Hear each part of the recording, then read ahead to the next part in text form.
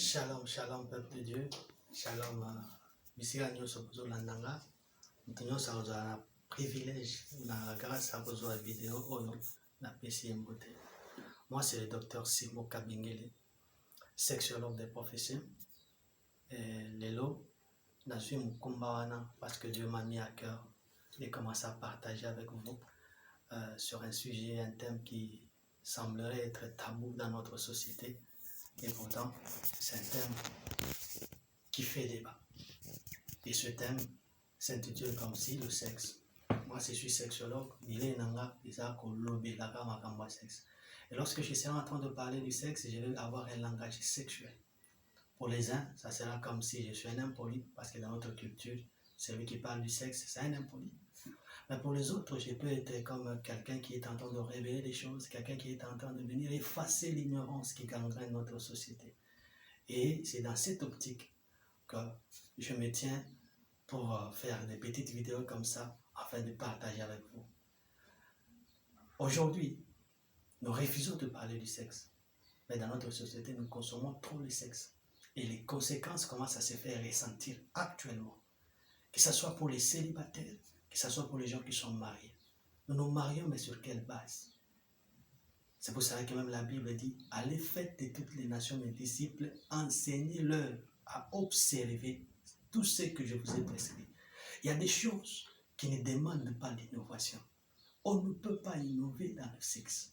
On ne peut pas innover dans la sexualité. Ce sont des choses que nous devons observer. C'est lui qui a créé le sexe parce que la Bible déclare dans le livre de Proverbes, chapitre 16 et le verset 4, que Dieu a fait chaque chose pour un but. Mukolo sexe est là, bisoté papa. Mukolo sexe, nzambe moko. A créé quelqu'un pour nous. Voilà pourquoi on va commencer à partager cette petite connaissance afin que nous puissions savoir le pourquoi du sexe dans notre société. Et vous allez voir qu'à un certain moment, on nous refuse d'écouter le sexe, mais nous sommes pressés de pratiquer le sexe avec toutes les conséquences possibles. Aujourd'hui, il y a des mariages cartons. Des mariages, il suffit un petit vent et s'écrouler. Pourquoi? Parce que les bonnes bases n'étaient pas respectées. Le sexe, c'est une loi. Ce n'est pas un bonbon. Et qui dit loi, il faut respecter sans complaisance les principes. Sinon, on tape à côté. Maintenant, dans l'idéal, dans la pensée de Dieu, pourquoi Dieu a créé ça? Voilà pourquoi je vais commencer à vous proposer chaque jour des petites vidéos comme ça, pour qu'ensemble, nous puissions commencer à élever notre connaissance. Et surtout, je serai pour vous un éducateur sexuel, avec beaucoup de pédagogie, mais seulement, je ne vais pas porter des gants. Je vais avoir un langage sexuel. Pour les jeunes, je serai un type moins sérieux, un type sans pudeur. Mais c'est ça la sexualité. Alors pour tout celui qui veut m'entendre, aujourd'hui j'ai juste un petit thème qui s'intitule comme suit. Les 5 conditions majeures pour épouser une femme déviergée. C'est bizarre, hein? Déviergée. Et quand je dis déviergée, il y a des autres qui sont prêts même à zapper. Mais ce sont des choses que nous devons entendre. Aujourd'hui, au moins dans la société, une femme qui est déviergée, elle vient se comporter comme une femme vierge. Maman, Isa l'a raté. Tu es déviergée, comporte-toi comme une femme déviergée. La femme vierge va se comporter comme une femme vierge. Il y a un comportement à adopter. Maintenant, qu'est-ce que moi je vais dire par ce thème? Pourquoi? Parce que nous tous ici, chrétiens que nous sommes, notre souci, c'est aller au ciel. Mais je vous assure que pour aller au ciel, le sexe va déclasser beaucoup de gens. C'est pour cela que pour se marier, il faut se rentrer d'abord à la parole de Dieu. Qu'est-ce que Dieu a dit et qu'est-ce que Dieu nous a proposé comme modèle pour le mariage? C'est pour cela qu'aujourd'hui, j'estimais que je peux parler des conditions. Je peux parler des conditions si tu veux épouser une femme qui est déjà vierge. Mais qu'est-ce qu'on appelle fille vierge et qu'est-ce qu'on appelle fille déviergée?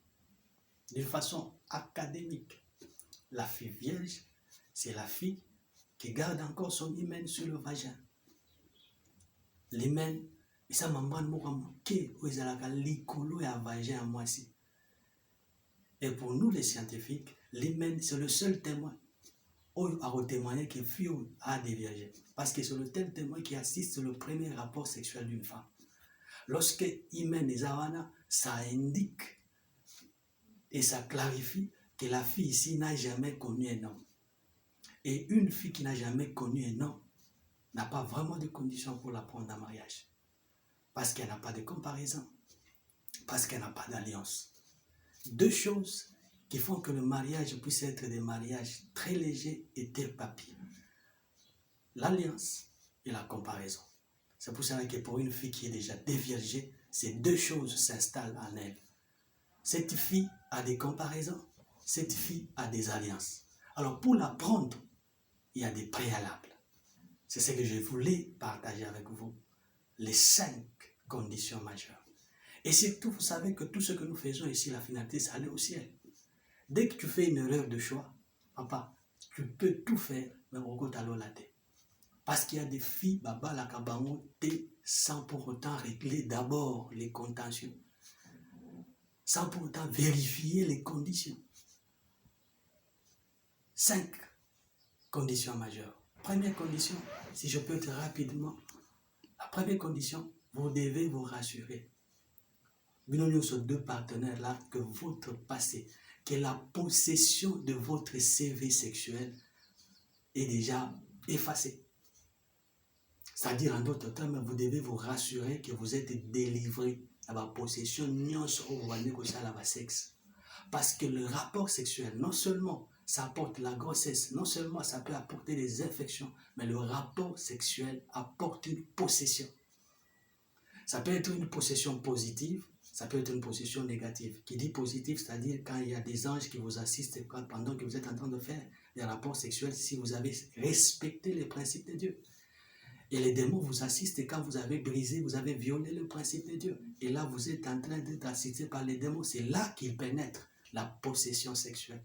Avant de prendre une fille qui a été déviergée, rassure-toi, que ce soit toi l'homme, que ce soit la fille, que vous êtes vraiment débarrassé de votre passé ou de la possession du passé. Parce que les mêmes possessions vont vous faire des problèmes. Peut-être à titre exemplatif, si je peux donner un exemple pour que quelqu'un me comprenne. Je prends un exemple de quelqu'un qui a été marié. Vous allez voir que lorsque au bal na kufi, au moins la bazolinga, ba sokolaï. Pourquoi? Parce que pendant tout ce temps que Mobile n'a pas rapport sexuel, il y avait quelque chose, un transfert de choses.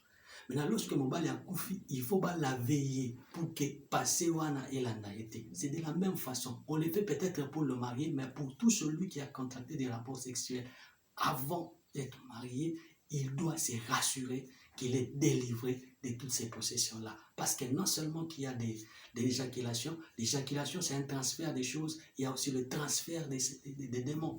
Voilà pourquoi la première condition, c'est être sûr de ça. Deuxième condition, c'est se rassurer que toi l'homme, tu n'as pas encore déviergé aussi une femme.